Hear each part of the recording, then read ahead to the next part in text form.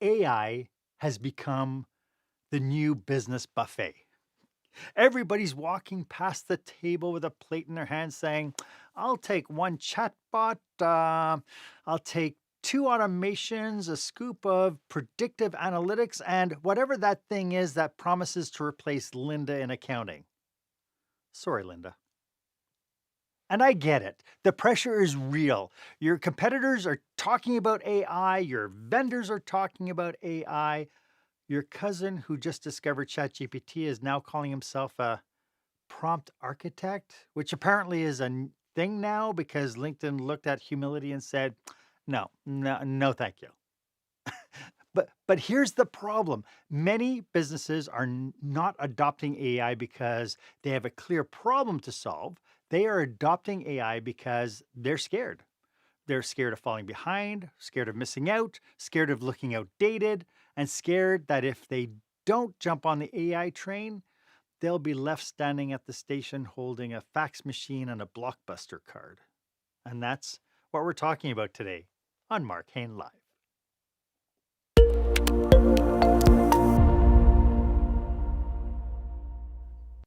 Welcome to this episode of Marc Haine Live. Of course, this is where small business owners and entrepreneurs pick up some core skill sets to help them create the show-stopping, jaw-dropping experience that your customers and your employees deserve.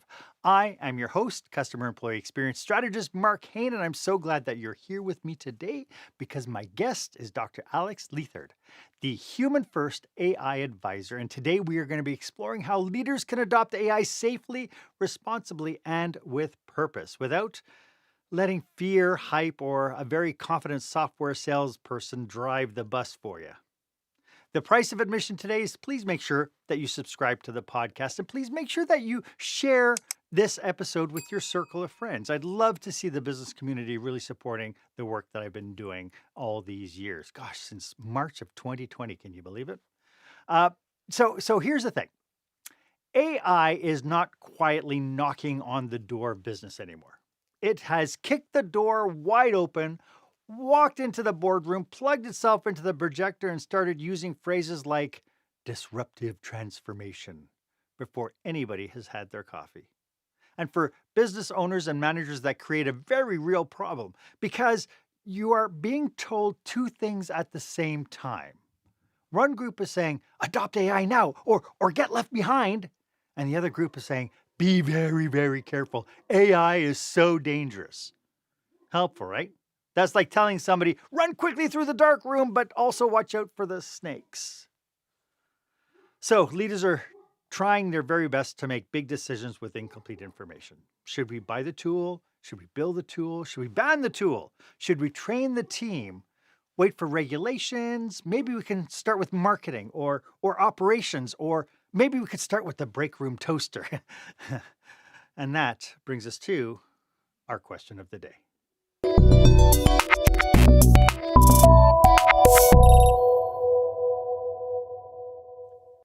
So where in your business are you currently using, testing, or considering AI? And do you know what business problem it is supposed to solve?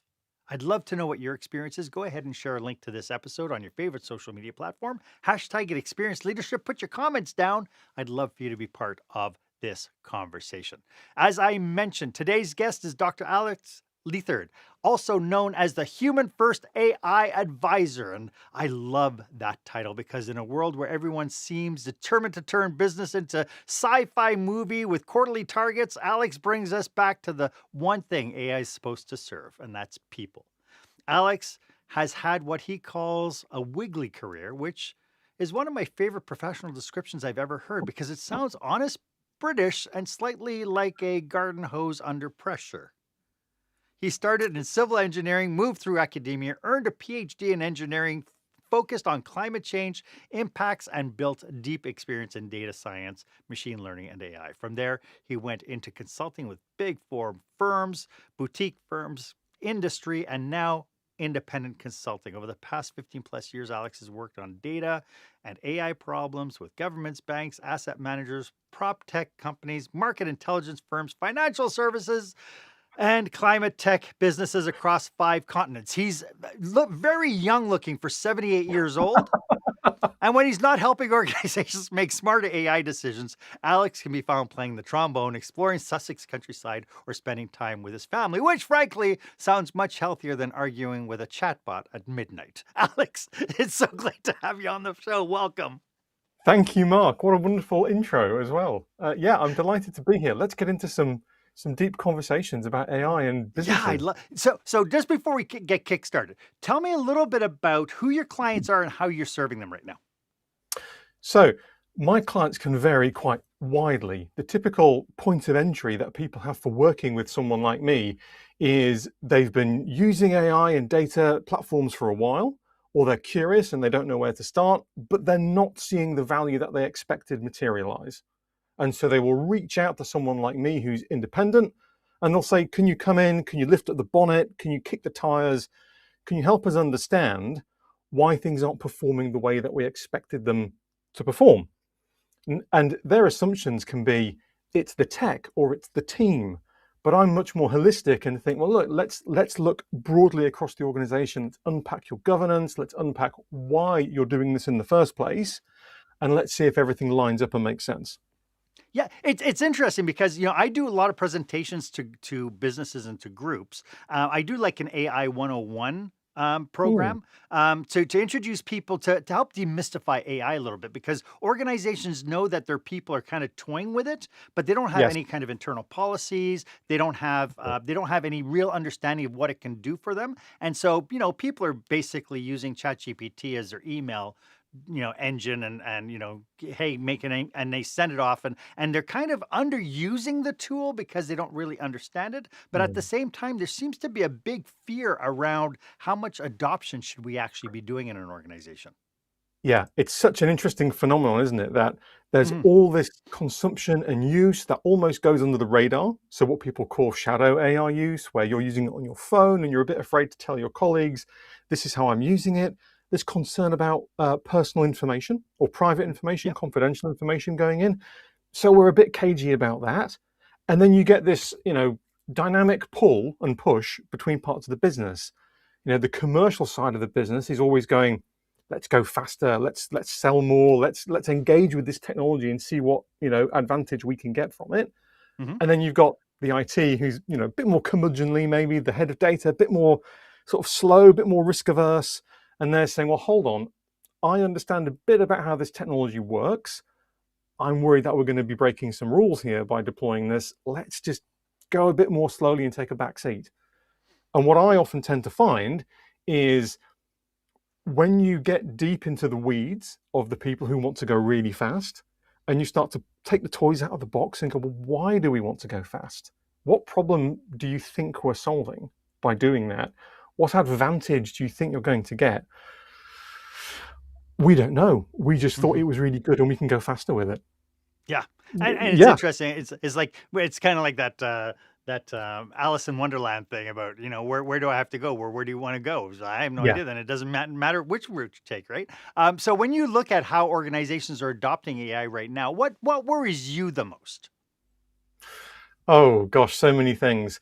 Um, so I get quite concerned about the amount of risk that they're exposing themselves to in terms of things like which tools they're adopting, whether or not they're hedging their bets across multiple vendors, or they're really going deep on, say, Anthropic. I worry about geopolitical risk. So we've seen some really interesting behaviors in the last 12 months, but certainly in the last month, where access to tools has been restricted by government. And so if you're building your entire business stack around Anthropic Claude and the government turns off access to that product for you, what's your backup plan? So I see businesses pick up these tools and run with them, but they almost don't put in place, or they very often don't put in place at all, the real business scaffolding that goes underneath any process. Standard operating procedures, training your staff. And so I ask people, well, if this tool went away tomorrow, what would you do? How would you continue operating? And very often there is just no answer to that, especially for sort of micro businesses and startups where they're saying, well, our entire business runs on AI. We don't employ any staff who aren't delivery. And that to me is a huge risk, I think.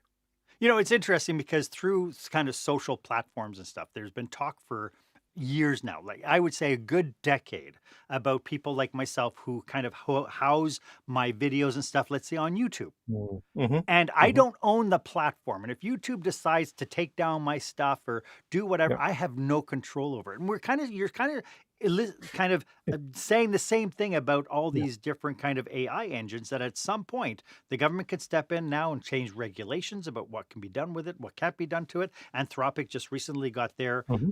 got one of their models yanked from the marketplace because the U.S. government got really nervous about it. And so to that point is, this idea of putting all our eggs into this one basket. Mm. Um, when we think about it, is this something that will stop businesses, you think, from adopting AI and going, well, since we don't control the platform, we better not start playing with this? Yeah, I think there's so one of the issues that I think I've identified and other people have seen, and it's Yeah. quite acute in the UK. I think it's much less of a problem in the US, but is this slow adoption, this reticence to pick up this technology and run with it for all of these reasons, Yeah. mostly because people don't trust it. There Yes. was a recent survey in the UK where, the main reason why people aren't adopting the technology at all is lack of trust and transparency. Right. And the question then is, well, if there isn't demand, then there's no reason to build the data centers. There's no reason to build the GPUs that power the models. There's no reason to build the models at all. Hmm. And so the grand promise of AI can solve any problem, disappears very quickly under that type of doubt. Yeah. And so I think in the UK, if you go and talk to companies that are data center manufacturers, builders, constructors, they're saying, well, we're not putting spades in the ground yet because we don't think there's a strong enough demand signal. And Interesting. that's, yeah, which is really, it's also challenging because you sort of go, well, if your data, if someone could guarantee that your data were resident in the UK and that your data would be processed in the UK, would you feel different? And Mm. people do feel different under that scenario. But we have another couple of challenges here, which is even if you want to geo-restrict data within an existing data center, we don't have enough compute capacity in the existing data centers to run the latest models. Right. So there's this real kind of challenge, and to that I often say to people, well, do you even need the latest model? Based on the problem you're trying to solve, you're writing some emails or you're analyzing patterns in data. All of these tools are good at that. Yes, yes, yes. So for the people like for business owners and managers tuning in right now, who's looking at AI, they don't really they've heard it, they're hearing it from like vendors and from consultants and even from a LinkedIn prophet with a ring light. What do these business owners need to understand first before they start thinking about this idea of implementation? So I like to start with people by saying AI isn't one technology. It's not language models, for example, or image generation. It's a whole family of different solutions to problems. And some of these technologies have existed for a very long time. It's just that now we can do them faster, better, Yes. more accurately. Um, but really, it's about figuring out where are the pain points in your business. Mm, What are the bottlenecks? What is the value that you'd like to create that you don't have a process or a person for right now? right. What's holding you back from doing that? It's, I know it probably sounds like the absolute classic consultant's battery of questions, but I think they're still valid in this context. It's just that everyone's getting a bit excited and going, well, I can use AI to solve any problem. Yeah. And any problem is not a definitive problem. You're not defining anything.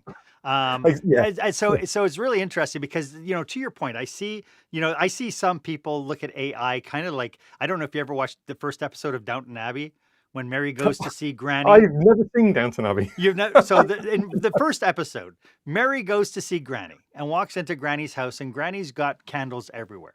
And she's like, but Granny, we installed electricity. And Granny looks at them and goes, oh, I don't know about this electricity. Maybe I don't want all this fire in my in my walls. And so, Granny had this perspective or perception of what light means to her.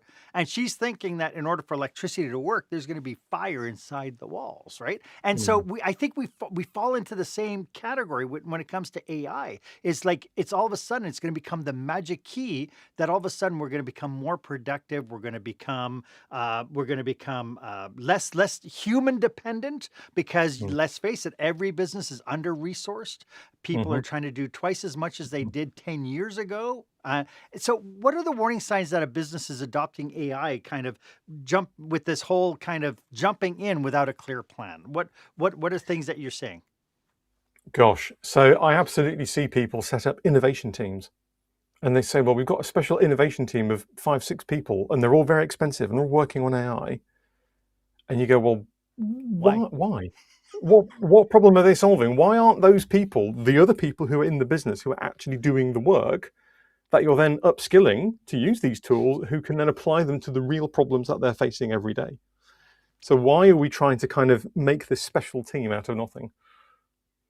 It's interesting because is it a fear that, oh well, we're doing we got this special team working with AI to help us with our accountants, and because of that, we're going to end up losing accountants on our team. So we better not let the accountants do the work because they're going to be in it to keep their jobs. Could it be I mean, something like could it be rooted in fear like that?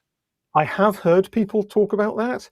I think the issue is more your point around businesses are massively under pressure. Everybody is stacked out with work. We are under resourced left, right, and center. Nobody wants additional work on their plate. Nobody wants to be accountable for anything else. So if Yes. you start saying to people, now you've got to have a successful pilot and research project in order to get funding, uh, it's just another problem for people to deal with, It's which I do think is the wrong approach anyway. If you start saying right. to people, let's help you develop these skills. Let's see how you figure out the right way to use them. What we'll do as the sort of central business overlord is we'll help build an environment that is safe and constructed for you to do that in. Hmm. And so I see real friction there happening where I'm going to sound like an awful colleague, but where the IT team just sort of goes, you've got Copilot now, off you go. Please don't put any personal data in it or confidential data. But they don't put any of the systems in place that could exist to prevent that information from egressing from the business. Right. Whereas what I like to see and what I like to kind of instruct people around is let's put data loss prevention at the heart of this program, because it's good practice anyway Hmm. in your email chains and your Slack channels and all of that, but it's great for your AI models because then your colleagues will feel comfortable. They're not going to make a huge mistake. They're not going to accidentally sell out the whole business's competitive advantage in an email, because we're going to help them plug that hole in the dike. Right. And it gives people the freedom and the confidence to try things out safely. It really is about putting systems in place and creating a culture of intentionality.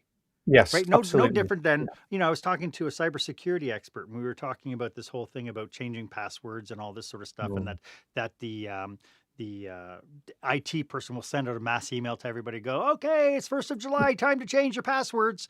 Right. And any hacker who figures out that mm, that's their routine, all of a sudden goes in there and have people redirect to a different website. And all of a sudden now they're stealing copious amounts of corporate information. mm, And so we have this belief system now. We're training people to be more intentional with their mm, emails and with what they're clicking and how they navigate past our kind of internal systems. And so, I mean, really, that intentionality is just as valid when we're looking at developing AI and creating policies around AI and playing with yes. AI.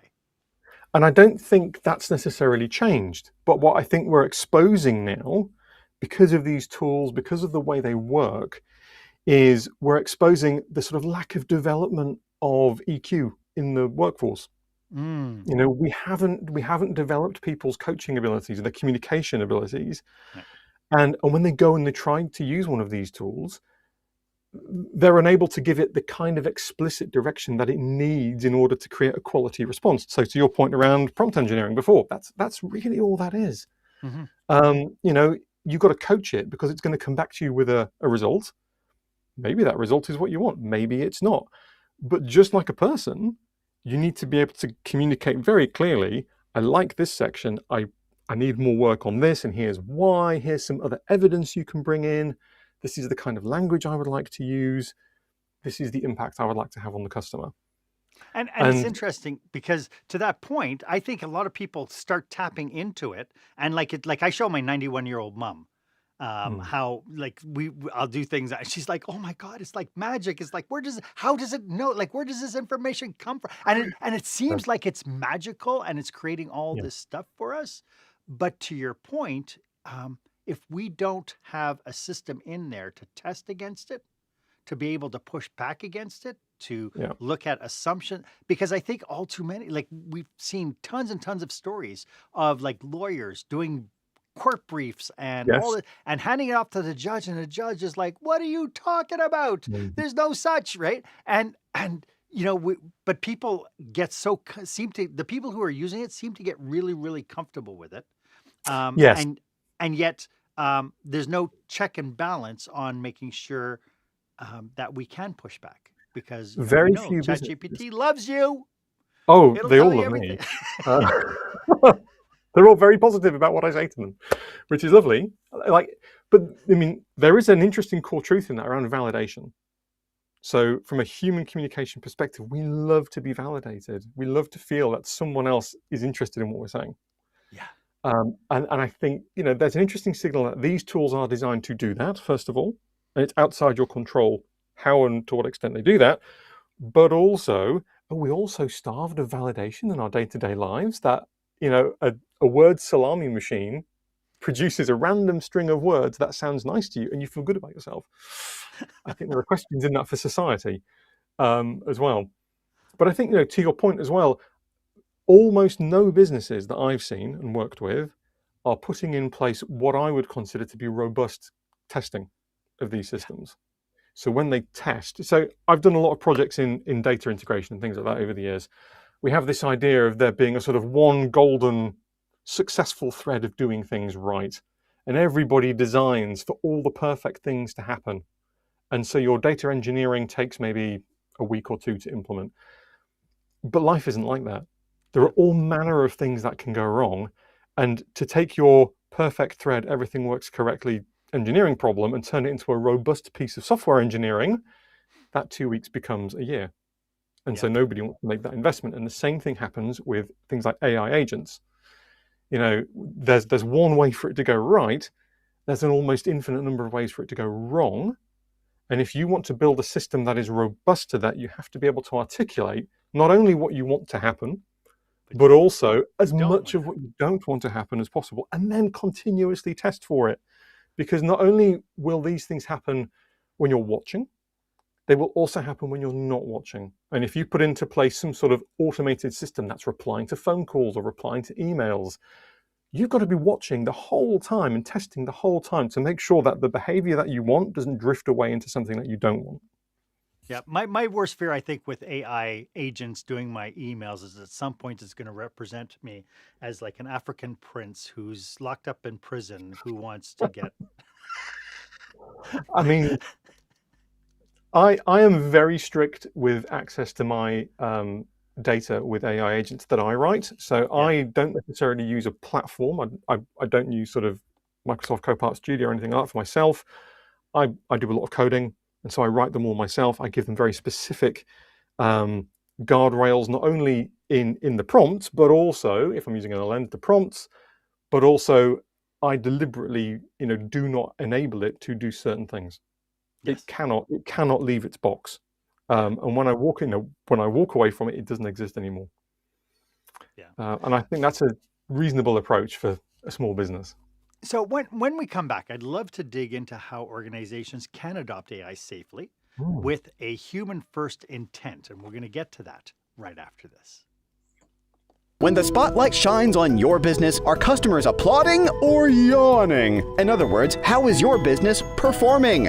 Make your business a star with the new book, Lights, Camera, Action, Business Operational Excellence Through the Lens of Live Theater by Marc Haine. Marc uses his business and acting experience to help you see your business like a live show so you can create a performance your customers will never forget. Buy Lights, Camera, Action today at your favorite online retailer or directly at marchaine.com.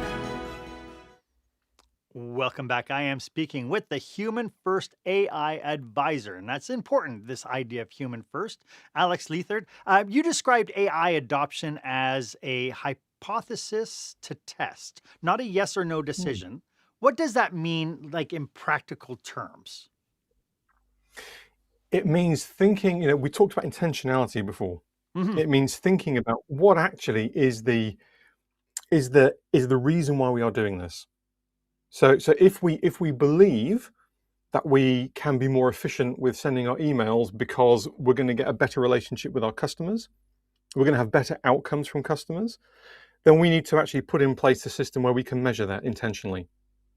And so when we implement our AI system, we've baselined what we believe the behavior currently is, we make a change, and then we see whether or not that actually has an impact on the outcome. And it may sound like, so people always say to me, well, that sounds like being at school. That sounds like science at school. And I say, yes, that's exactly what it is. Because when we follow the scientific method, which we should all be doing, and we probably all do in little ways in our lives all the time, we need to think about what is the theory that we're going to test? What is our evidence? What do we think the current state is? What are we going to experiment with and change? And then we measure the outcome to see if what we thought would happen actually happened. I love that. I think I think in terms of even use cases, when people are looking at and saying, I'm not sure what AI can do for me, but here's a bunch of problems that I have. I look at AI and go, gosh, I wish I had it 30 years ago when I was doing staff scheduling for 400 employees.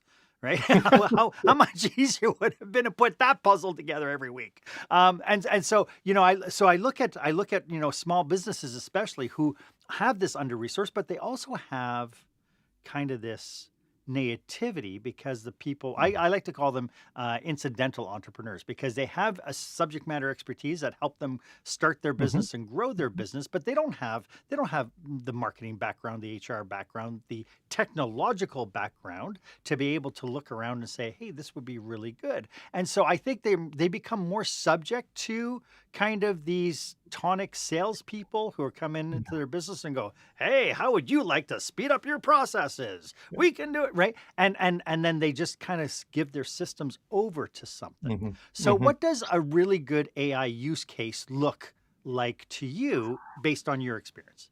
That's a great question. So it's a little question too. I know it's just a small little question. I mean, I can tell you, I'll start with one from my own experience and we'll go from there. So I am dreadful at emails, frankly. I get a lot of emails. I'm very busy. My attention is constantly being dragged all over the place. I think a lot of solopreneurs feel that. And so a great use case for me personally was to implement agents that look at my inbox on a periodic basis, every few minutes. They have a certain level of access within my email system. They cannot send anything, but they can move things around within a set of directories that have already been created. And so they're trained to recognize different emails of different levels of criticality from different people as they come in. And what's useful about this is, yes, we've been able to do those things with, Outlook rules and such and so forth for the last few years, but those rules are surprisingly rigid.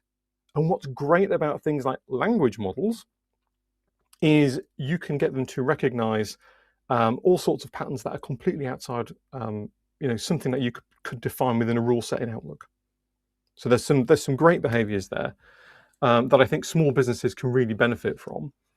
I also find things like data quality can be assisted by these sorts of tools very easily. So if you're working with a very large data set or a large enough data set that is full of holes, is full of poor quality points, maybe you need to do some classifications on some of those data. You can run a model over those very quickly to be able to assign labels to each record within that data set, and then a human can go and review them And very quickly, you can accelerate that process of cleaning up some data, right? Pretty straightforward use case. Other ones that I think I've come across recently, let's have a look. I always find people talk about coding a lot. They talk about writing code very quickly with these types of models. I've done a fair bit of that, and I work with lots of people who dabble in it and they try and use it and they're sort of experimenting. They're saying, well, I'm not actually sure how much this has really accelerated what we're doing. And to our point around tests and guardrails, right? They were good. They were actually measuring how much effort tasks were actually taking, so you could see some evidence. But what worked really well for them was starting to write the tests for the code themselves, and then setting off the AI agent to work against those tests. And so essentially, it's a little bit like if you've done things like staff scheduling, you might have come across things like linear programming and optimization and things like that.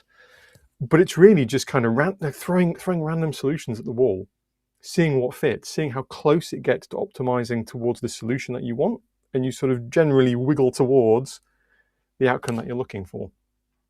It really is. Like I was showing my wife, I'm doing some renovations at home, and I used ChatGPT to give me some pictures of what the renovations could look like and all that, right? And some of the things it came up with really ridiculous looking things. And my wife was like, "Oh, I thought AI was so much smarter." And I said, "No, AI is actually stupid because we have to tell it what we want, and then we have to prompt, and we literally have to look at the evolution of the prompts.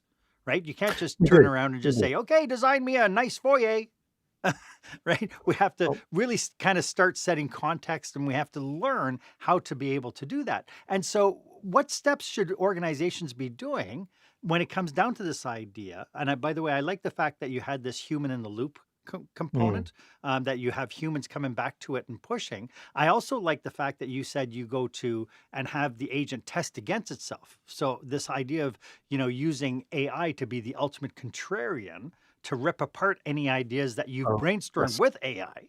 But when it comes down to this idea of I have a problem I need solved, I want to speed up my thing because I don't have enough people to be able to do that. How can I move this forward in a way that's going to be conducive to the business?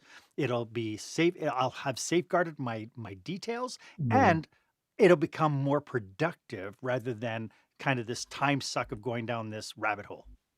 And I think that feeds back into your question of what makes a really great AI solution. Yeah. Because those things that I was talking about, they all solve a real problem that an actual person has within their organization, whether it's me with my email headache, whether it's a bunch of guys in a team trying to deliver features for a program very quickly. They all make good commercial sense. So when you look at the numbers of what these businesses are actually trying to make a profit from, I'm not really generating value from organizing my emails, but I am getting value from being able to respond to customer emails very quickly. So it's helping prepare me to do that with the software developers. It's helping put them in a position where they can deliver features more quickly, where they're in control of the tests, but they're not having to do the donkey work of writing lots of boilerplate code. And all of these things are engineered in a safe and responsible way. So they are not necessarily taking high value work away from people. They're taking the kind of the repetitive kind of grinding work. So with the software engineers, some people are happy sitting there cutting code, but mostly they want to be solving problems. Like everybody wants to be, I'm going to use a 90s TV reference, but everybody wants to be like Data on the Enterprise. Right? Star Trek reference, for the audience. You want to go to the computer and say, computer, write me a computer program to model, the progress of this satellite around the star. Nobody wants to sit there and carve out all the different algorithms that are required to make that happen. Right. And I think that's good promise with tools like this, because you can start to see how they're going to enable people to have behaviors like that. Mm-hmm. So I can go and say to it, you know what, I want a graph of,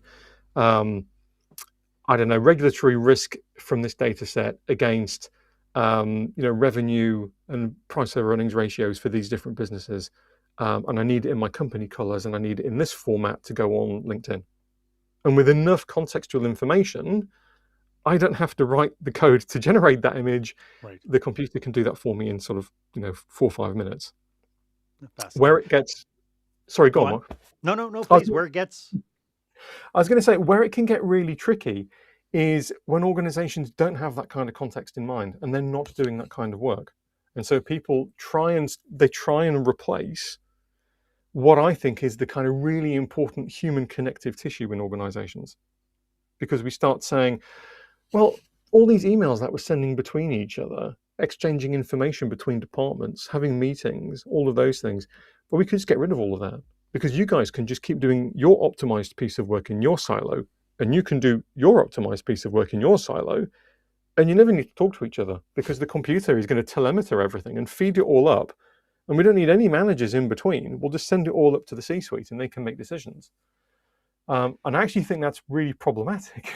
but isn't like that line of thinking is super premature at this point? Like I understand that in the United States in the healthcare field that they were trying to test AI in being able to connect kind of reporting from the labs and from the radiology departments and stuff back down to the doctors who need them. But the problem happens was, as much as you can get AI to generate stuff like that, they didn't have the infrastructure to be able to move that data forward without it creating more work and people having to log on to new systems and do different things. So, I mean, it reminds me of when we first got computers.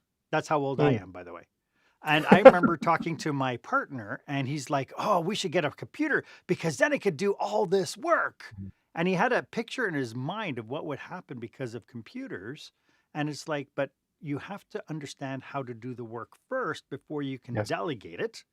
And that I would say that's, the nice thing with AI, though, that I found is if you mentioned a whole bunch of stuff. And in my mind, I'm thinking, oh, most small business owners would have just heard yada, yada, yada, yada, yada, yada. I just want to know, how do I make sure I have enough money in the bank at the end of the month?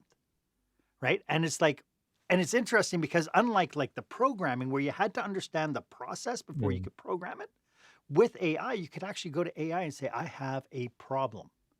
Here's my problem, and you can use it to help brainstorm solutions. So before you ever go into coding or actual problem solving, you could use AI to help get information on stuff that you might not know about, things you don't understand about your business and so on, which I think is fascinating. Yes, and I do think that's a really good use case for some of these tools. And I would say it's not replaced, but it's certainly got a role for me in my workflows when I'm sort of just starting to research something, because it's a heck of a lot easier for me to articulate a question in natural language than it is for me to go kind of hunting around Wikipedia or somewhere or searching on the web. And I think that's part of the kind of success of these tools is it's just so easy to communicate with them. And you can start to refine what you're doing as you go. So I often go to them and say, well, I'm looking for a term to express this type of behavior, or I've got this type of business challenge and I want to come up with a solution, X, Y, Z, here are the parameters. Is there something that already exists? Is there a piece of research that already exists or a name for this in the field? And then once I've got that name, I can go to any number of sources and start pulling information that I probably have a higher level of trust in. Right. It's interesting because you could just hear a phrase that is so above your head that you have no clue. And then you could plop that into some sort of AI and say, please describe what this is. Somebody said, I need it for my business. Please tell me what it is and how I can apply it to my business. And it'll kind of give you a rundown to give. And again, I think, Alex, more than anything else, I guess my overarching philosophy is curiosity, right? It's to just get curious, asking questions. As opposed to say, do this work for me. I'm a big fan of, I don't know something. I have a gap in my knowledge. Can I use AI to help me fill in those gaps and make me a little bit more educated? Is that fair? Yes, although I think I mentioned trust before. Yes. I think there is some of the tools that are really successful that I see people using and talking about a lot of things like Perplexity, if you've heard of that. Yep. So something that explicitly links to more kind of trusted sources than just what's been trained into the model itself. Right. And is going to go out and harvest that information, bring it back to you. And I think you also have to consider what are the values, what are the behaviors that have been baked into this interface? Because when you train a model, when you infer from a model, you are accepting somebody else's views about what it should be producing back to you and how it should interpret what you've typed in. And I think not enough people are probably quite aware of that. I go to sort of small business events and we talk about this, and I say to people, well, do you want an Elon flavored AI or do you want a Mark Zuckerberg flavored AI? Because all of these tools are inevitably going to have some elements of this person's personal philosophy baked into them. And I think, when we talk about trust and things like that, people automatically, oh no, I don't think I want that, thank you. What's the most objective one that I can find? Right. And the answer is we don't know, because no one is transparent yet about how this is done. And to your point, this idea of the human in the loop, being able to push back and not accept things as Bible, right? As it's not gospel when AI comes out with something, and we've heard time and time again how much it made up stuff and how much it lied to stuff, and even citations were fake, right? And so this idea of being able to, again, intentionality comes to mind. Right? Being intentional with it and then testing against the information you have is no different than consuming media right now. We need, and I'm hoping that with AI, what we're doing is actually training humans to become stronger at critical thinking. I would love for that to be the case. I really would, because I put the cat among the pigeons a few weeks ago at a government conference in the UK in London. Yeah. Lots of civil servants from our government there, and they were talking about, well, what are the skills we should be equipping people with for the future? And they have this enormous training program in there about, teaching people how to code X, Y, and Z, analyze data. And I was saying, well, actually, guys, what you need is critical thinking and coaching. These are the number 1 and 2 things that we need to be equipping people with. Yes. I don't think people are going to need to know how to use Python. Right. Bluntly. I mean, I just don't think that's realistic. And to that point, I believe that we need to be starting it in elementary school. Oh, absolutely. I think we need to be driving. Like the reading, writing, arithmetic is fine, but we need to move from the industrial age kind of mindset education that we've had now and become more human focused, more human centric in kind of the skills that we're building out for the young people. Which is super interesting when you think about the differences in, say, how you were educated, how I was educated, how the generation younger than me was educated. My children are at primary school now, at the elementary school now, and we could get into something quite deep here, but I do feel like there's been a bit of an erosion around that critical thinking capability. A lot of children here are being taught to regurgitate facts, not pull apart those facts and ask, well, why is that the case? And I can tell you that the reason why I'm an engineer is because I ask a lot of why questions. There you go. And that's all rooted in that whole thing of curiosity again, isn't it? It is, and Star Trek. But yes, no, totally. I think we have to have that level of curiosity. And if there was an outcome from the introduction of AI, so I was talking to people today about economic bubbles throughout history and the things that they leave behind when they pop. So things like the railways, obvious answer, they left as railroads. Electricity, to your point, left as the electricity network and the concept of having power in everyone's homes. And then more recent things, the space race gave us all sorts of incredible technologies. The dot-com bubble gave us internet infrastructure. Cryptocurrency, I'm not quite sure what that gifted us, but it will have been something useful. But now with AI, maybe the outcome from this isn't a sort of physical asset at all. Maybe the outcome that society has from this AI kind of wave, bubble, call it what you like, is the recognition that actually we need to focus a lot more on asking why and being critical. And I would be okay with that as an outcome. Yeah, I mean, because that's the root. That's the root of curiosity, is to look at something. I mean, as kids, that was the first question we asked our parents: why, why? Until you got the shoe thrown at you. Then you learned that dodgeball was a most important facet of our upbringing. Absolutely. And so I think when we talk about small businesses, I think I get lots of questions from people about, or should I not adopt this at all? I feel a little bit frightened now from talking to you about this. What should I be doing? And I say, well, please don't be frightened, but do please approach this deliberately and be careful about which risks you're accepting and what your threshold is for when you're going to pass your acceptance, and come up with systems where you can measure that. So whether that's a financial risk, whether it's a geopolitical risk, whether it's for some people it's environmental risk. They don't want to have significant impact on the environment. Well, that's challenging because a lot of these things have very, very significant impacts on the environment. And getting reliable data on that is very, very hard. And so I just kind of say to people, look, let's be clear and transparent about this. And so there was a quote I showed people today, and it's a bit tongue in cheek, but it's from Sam Altman, CEO of OpenAI, years ago. And he was saying something like, as a consequence of AI, we're going to make some great companies. I'm paraphrasing, but I think A, it was in jest, but B, I think he was mainly talking about shareholder value. But I twisted that around to people and said, look, what if the outcome of this is better companies, but actually what we're talking about is more robust companies? What if it's businesses where people are thinking much more clearly and overtly about the risks that they're, incorporating into their operations, and the ability to start thinking about, well, what are the contingencies and the mitigations I need to put in place? Yeah. And I think that would be a great outcome for small businesses. Yeah, right. And again, it's to ask why, right? And it's asking all the whys, right? And the hows, and again, getting super curious on, we have a problem. Can AI help us with this? And then researching that, and then doing it very specific to that one problem. And I find all too often people are I want to solve all my problems. And, yes.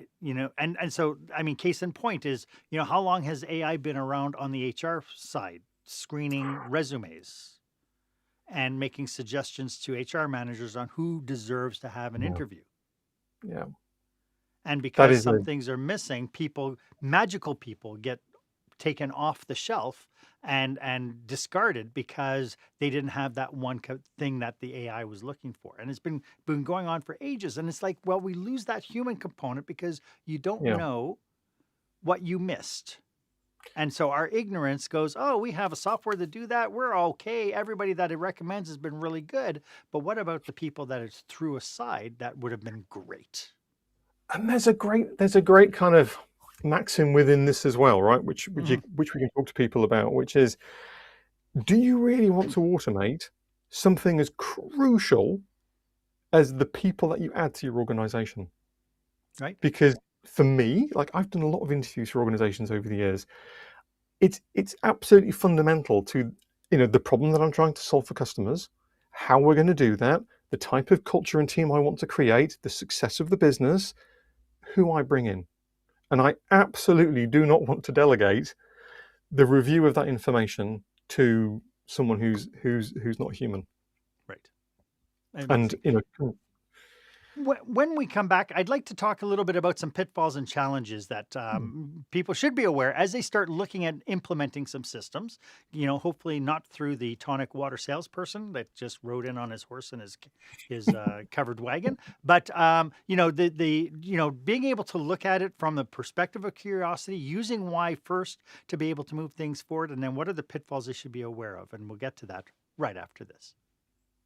When you're delivering an important speech to a huge audience, it's easy to lose your place or go way over time. Give yourself an advantage with the Pro Speaker Presentation Speech Timer app. No more checking your watch or calling for time. The Pro Speaker Presentation Speech Timer app keeps you on track with easy-to-see timers, even changing color for visual prompts during your speech. And you can set audio cues to practice, or set it to vibrate so you don't even have to look. Be the pro you know you are. Download the app at speakerpresentationtimer.com. Welcome back. We are having such a great discussion. I hope you're getting tons of value from our conversation today. As evident from what we've been talking about, you can tell that Alex and I are deeply dedicated to supporting business leaders just like you. So if you're in the midst of planning a leadership retreat, an industry conference, or you're looking for some amazing content, or you're just needing some expert guidance, we're here and we're just a message away. Feel free to reach out for a conversation about your unique challenges or to discuss how we can maybe collaborate to help you achieve your goals. To that point, if you look in the show notes, Alex is generously giving 30 minutes of consultation, free discovery to be able to talk about what your situation is. Feel free to connect with him. His information is in the show notes. We talked about, Alex, we're talking about this idea about keeping it human. And one of the tags I think people call it now is human in the loop. Yeah. And to your point, we don't want the robots just to take care of everything for us, because at some point there is going to be a hiccup and it could be absolutely disastrous to a business. So when we start thinking about this idea of designing systems, even if it's just something simple like drafting emails and that sort of thing, what should be the questions that are going through our minds to be able to keep us as humans in the loop of the outcomes? So I often approach this from the perspective of asking, well, where are the breakpoints? Where are the fuses that I would like to blow in a process so that if information were to egress or a mistake was to be made, where would I want that to happen? Where would I want to be consulted by a person who is executing this process on my behalf, for example? And that could be things like, as you say, drafting an email. It's absolutely fine to draft it. Please do not send it. I will send it. Well, and it can be, and my warning would be, please don't just copy and paste it. Just make sure you read it. yeah. And I think that's sort of, there's a tendency with tools like this, just as there is a tendency when you're writing a school report, to read somebody else's work and go, oh, well, they've articulated what I wanted to say really well. Maybe better than I would have done it. Maybe I'll just use what they said instead. And I mean, A, we've all done that, and B, I think people are kind of falling into that trap a lot with things like LLMs and other types of AI. And I would encourage people to, like, when you feel that temptation to just copy it verbatim, please just take a step back, take a breath, and go, actually, this is, like we were saying before, how we manage people, how we work with people, how we communicate with each other. That's really what we have going for us, as particularly as small business holders. People want to believe that they're engaging with the person who is authentic and understands their issues and is there to help them. Now, I would feel that I am kind of failing in my duty around that if I just let a machine write my email back to you. I want to own that process. I want to own that communication, and it's fine if a bot goes off and pulls the information out of the CRM and brings it back. But actually, I need to be the person who authorizes this to go out. Right. And again, it's interesting because, again, there are different use cases for it. Like I did one thing for my mom who had to write to the government about something. So I didn't have time to do it. So I just put it into ChatGPT. I said, just draft out an email. Let's take a peek at it. It looked good. It looked like it was going to communicate the message we wanted. I sent it to her. She goes, who wrote this? Because it wasn't you. And it's like, yes, you figured that out. And so, yeah, go on. I've even been in situations where, and you might, I don't have a terribly formal style of speaking, but I do have quite a formal style of writing, where I'll write something and people will go, well, you've used AI to do this. And I'll say, no, I genuinely have not. But I think there is a sort of bit of friction there where the way that these tools have been trained, maybe they've been trained on a lot of academic literature and things like that, which is the kind of thing that I've been trained to write. Right. And so you sort of see that coming out in that context. And I sort of think, well, that's another thing where you can be your authentic self and I've written this, I can own this, and I know that it's written by me. And if you feel it's not, then okay, but that's your experience of it. But genuinely, it's a person trying to engage with you. At this junction, I have to wonder, does it really matter? Like when it comes down to like business communications, and so it's different if I'm emailing my sister, but when it comes down to, I have information I need to convey. I need to find a quick way to be able to do it. I need it to be factual. I need it to be able to resource and do whatever. Does it really matter that AI would have generated something if the purpose is, I need to tell you A is A, B is B, and the sky is blue? I think if you check that, if it's drafted and you check it and it's functionally complete, That's one thing. But I think it's that intentionality and that honesty around, actually, I've written this for you, and you can dress that up however you like. But I think there's a risk there that we end up with AIs talking to AIs. Mm-hmm. Yeah. And lots of people just exchanging emails and instant messages and so on backwards and forwards with each other, and people are taken out of that loop. Yeah. And to some extent, that's an interesting question, because why do these forms of communication exist? Like, email is not a great form of communication at all. No. It's very, very challenging. And maybe there is actually a solution to this, which is let's all get rid of email. Yeah, let's all get rid of email, because email's rubbish. But what are we going to do instead? How are we going to make those relationships? Does that actually free up time so that we can go and sit with our customers and have a cup of coffee, right, and have a conversation, because we don't have to deal with 30 emails of just asking for facts. Right. And you've just tapped into something that is the human component of what we do as human beings, and that is we build relationships. And so, even from what I just asked you about, what difference does it make if I use an email to communicate A is A, B is B, and the sky is blue? That's not relationship building. And so that intentionality around, this is a client that I find is really important. I really have to build really good concrete relationships. For me, that becomes kind of the testing hat I put on, is what I'm doing helping to build a relationship, or is it just clinical kind of B2B business stuff communication? And we are in a relational economy right now. Yeah, and maybe there's an element of asking yourself, how can I make this factual email more of a relationship building correspondence? There's an element of trust to it. So you've got to make sure that the facts you're sharing are correct and actually what the person asked for, right? Or they're relevant to the conversation. But also, you can be thinking all the time, well, if I think the facts are right, well, what more can I actually be doing to give us an edge in our relationship? Love that.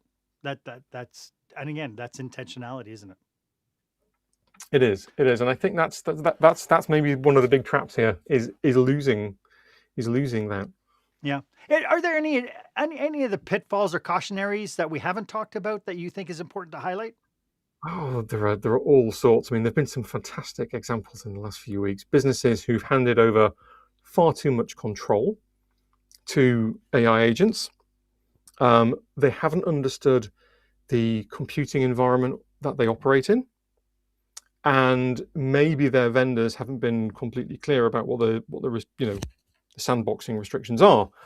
And there was an example in the States where a business just had their entire customer database erased in seconds, basically, by an overzealous AI agent, which wasn't told to go and do this piece of work. It was trying to solve a different problem. It came across a piece of text, the login code within the file system. It used that to get access to the production environment, which wasn't fully segregated from the test environment, and it deleted data. And there are kind of stories like that happening all the time, where you're seeing systems that have been built up over time, but they're regulated by human behavior, not necessarily by sort of technical controls. Those systems are really at risk, because these systems aren't going to kind of behave in the restrained way that people behave. They don't necessarily come across a problem and go, oh, you know what, I'm not sure I'm authorized to do that. That sounds more serious than I thought it was. Perhaps I should go and ask somebody for help about that. And so I think those are kind of concerning. I think we talked about things like geopolitical risk. We talked about things like access to hardware as a risk, data center access. There's all kinds of bits like that. But I would also emphasize things like skills atrophy. So if you're not feeding your team, if you're not nurturing them with not only the ability to use and critically use these tools effectively, but also do the tasks themselves without the AI support, are you actually developing your people? And are you developing your business? Is it actually growing an asset, or is it just kind of functioning and executing? And if it were all to, if all of this AI stuff were to disappear tomorrow, would you actually have anything left? Yeah. Would you actually have a business? Exactly. Right.